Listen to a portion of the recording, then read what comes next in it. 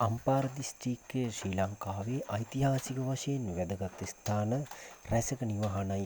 දිගාමඩුල්ල රජමහා විහාරය, යක්දේසාගල කුදුම්බිගල ආරණ්‍ය සේනාසනය, උහන පුරාණ රජමහා විහාරය, මඟුල් මහා විහාරය, දීඝවාපිය, නවාරණතැන්න ඔක්කම්පිටිය, ඓතිහාසික නටබුන් සහ පොතුවිල් දේවාලය වැනි උරුමයන් මෙහි පිහිටා ඇත. මේවා බොහෝ දුරට බුද්ධාගමේ සහ හින්දුආගමේ ශක්තිමත් බලපෑම් පෙන්නුම් කරයි.